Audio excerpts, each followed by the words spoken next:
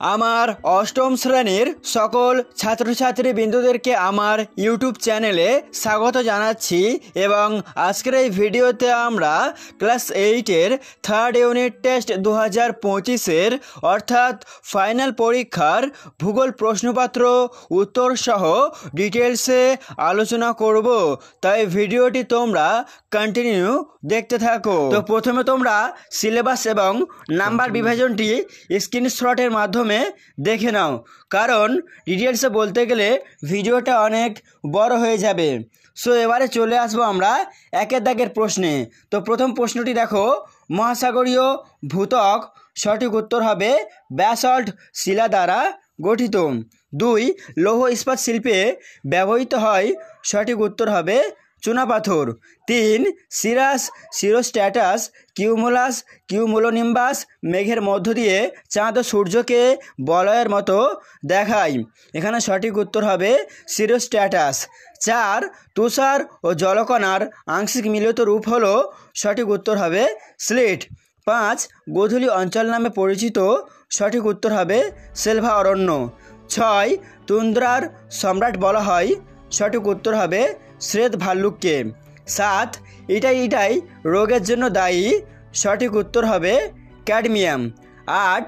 Ramsar সম্মেলন অনুষ্ঠিত হওয়ার উদ্দেশ্য ছিল, এর মধ্যে সঠিক উত্তর হবে জলাভূমি সংরক্ষণ। 9. কালোদেশ বলা হয়, সঠিক উত্তর হবে মেলানেশিয়াকে। 10.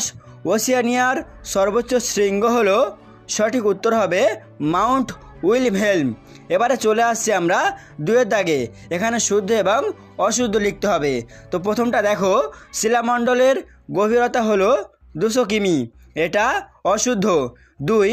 আলফ্রেড ওয়েগনার 5 সংস্থার তত্ত্বের প্রবক্তা, এটা অশুদ্ধ। 3. চুনাপাথর রূপান্তরিত হয়ে স্ট্যালাকটাইটে পরিণত হয়, এটা হবে শুদ্ধ। 4. উপত্যকা বায়ুর অপার নাম অ্যানাবেটিক বায়ু, এটাও শুদ্ধ। 5. 20,000 ফুটের বেশি উচ্চতার মেঘ হলো সিরাস, এটা হবে শুদ্ধ। 6. নিউজিল্যান্ডকে দক্ষিণের সুইজারল্যান্ড বলা হয়, এটাও হবে শুদ্ধ। 7. জাপানকে নিশীথ সূর্যের দেশ বলা হয়, এটা হবে অশুদ্ধ।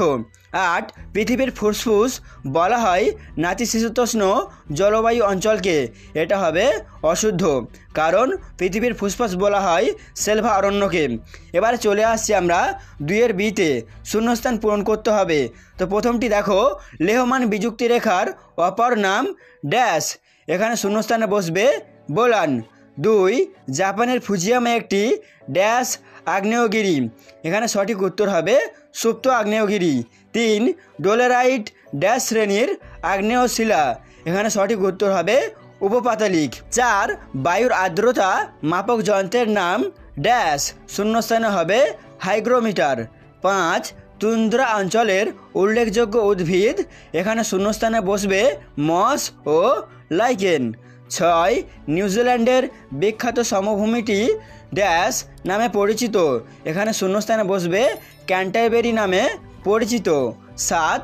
হুয়ের সদর দপ্তর ড্যাশে অবস্থিত, এখানে শূন্যস্থানে হবে জেনেভাতে হুয়ের সদর দপ্তর অবস্থিত। এবারে চলে আসছে আমরা 2-এর সিতে, বাম দিক এবং ডান দিক মিলিয়ে তোমাদের লিখতে হবে।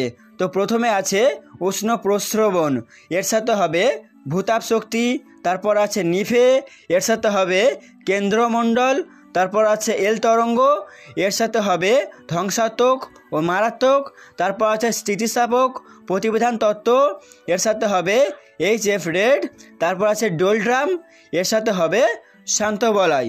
তো মেলানো আমাদের কমপ্লিট হয়ে গেল। এবার আসছি আমরা 3-এর দাগে। তো দেখো প্রথম প্রশ্ন, কেন্দ্রমণ্ডলের উপাদানগুলি লেখো। তো উত্তরটি তোমরা এভাবে লিখবে, কেন্দ্রমণ্ডলের প্রধান উপাদানগুলি হলো লোহা, নিকেল ও পারদ ইত্যাদি ভারী ও ঘন সংঘবদ্ধভাবে গঠিত। 2. টিকা লেখো, সিসমোগ্রাফ, উত্তর হবে ভূমিকম্প মাপক বা নির্ণায়ক যন্ত্রের নাম সিসমোগ্রাফ এবং ভূমিকম্প পরিমাপক যন্ত্র হলো সিসমোমিটার। 3 নম্বর প্রশ্ন, মানব জীবনে শিলার 3টি গুরুত্ব লেখো। তো উত্তরটি হবে, মানুষের অর্থনৈতিক দিক থেকে শিলা আমাদের কাছে অত্যন্ত গুরুত্বপূর্ণ। 1. ঘরবাড়ি নির্মাণ, 2. রাস্তাঘাট ও রেল লাইন নির্মাণ, 3. খনিজ সম্পদের উত্তোলনের কাজে শিলার গুরুত্ব অপরিহার্য। 4 নম্বর প্রশ্ন, বর্জ্য মেঘ বলতে কী বোঝো? তো উত্তরটি তোমরা সুন্দর করে এভাবে লিখবে, কিউমুলোনিম্বাস মেঘে বজ্রপাত সহ ভীষণ ঝড় বৃষ্টির সৃষ্টি হয়, তাই এই মেঘের আরেক নাম বজ্রমেঘ। এবারে চলে আসবো আমরা 4 দাগের প্রশ্নে। তো প্রথম প্রশ্নটি দেখো, সমুদ্রবায়ু ও স্থলবায়ুর মধ্যে পার্থক্য লেখো। এর উত্তরটি তোমরা পাবে তোমাদের টেক্সট বইয়ের 160 নম্বর পৃষ্ঠায়। 2 নম্বর প্রশ্ন, ভূমধ্যসাগরীয় জলবায়ু অঞ্চল চলচ্চিত্র শিল্পে বিখ্যাত কেন? এর উত্তর পাবে তোমরা টেক্সট বইয়ের 251 নম্বর পেজে। 3 নম্বর প্রশ্ন, টিকা লেখো চিপকো আন্দোলন। এর উত্তর পাবে তোমরা টেক্সট বইয়ের 291 পেজে। 4 নম্বর প্রশ্ন, নিউজিল্যান্ডকে দক্ষিণ গোলার্ধের ব্রিটেন বলা হয় কেন? এই প্রশ্নের উত্তর পাবে তোমরা টেক্সট বইয়ের 445 নম্বর পেজে। চলে আসছি আমরা 5 দাগের প্রশ্নে। অনধিক 80টি শব্দের মধ্যে উত্তরগুলি তোমাদের লিখতে হবে। তো প্রথম প্রশ্ন, নিরক্ষীয় জলবায়ু অঞ্চলের স্বাভাবিক উদ্ভিদের বিবরণ দাও, অথবা তুন্দ্রা অঞ্চলের জলবায়ুর বৈশিষ্ট্য লেখো।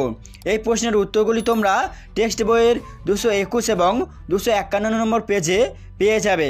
2 নম্বর প্রশ্ন, পরিবেশ অবনমনের মনুষ্যসৃষ্ট কারণ ও ফলাফলগুলি আলোচনা করো। এই প্রশ্নের উত্তরগুলি 269 এবং 285 নম্বর পেজে তোমরা পেয়ে যাবে। 3 নম্বর প্রশ্ন, মারে ডার্লিং অববাহিকার কৃষির উন্নতির কারণ এবং ভূপ্রকৃতি ও নদ নদীর বর্ণনা দাও। এই প্রশ্নের উত্তর তোমরা পাবে টেক্সট বইয়ের 462 এবং 467 নম্বর পেজে। এবার চলে আসছি আমরা 6 দাগে। তো দেখো, পৃথিবীর রেখা মানচিত্রে উত্তর আমেরিকা, দক্ষিণ আমেরিকা ও ওশিয়ানা মহাদেশের নিম্নলিখিত প্রধান বা বিষয়গুলি উপযুক্ত রং বা প্রতীকের সাহায্যে দেখাতে হবে। তো প্রথমে আছে রকি পর্বত, তারপর আছে অ্যামাজন অববাহিকা, তারপর আছে আথাবাস্কার হ্রদ, তারপর আছে মাউন্ট কটোপ্যাক্সি, তারপর আছে মারে ডার্লিং নদী। তো বন্ধুরা, এই ছিল তোমাদের 8ম শ্রেণীর ভূগোল প্রশ্নপত্র। তো এই প্রশ্নগুলি তোমরা ভালো করে প্র্যাকটিস করো। আশা করছি অবশ্যই এখান থেকে তোমরা অনেক প্রশ্ন পরীক্ষাতে কমন পেয়ে যাবে। আর সেই সঙ্গে ভিডিওটি এখানে শেষ করছি। যদি ভালো লাগে অবশ্যই একটি লাইক, চ্যানেলটিকে সাবস্ক্রাইব করে আমাদের পাশে থেকো। ধন্যবাদ।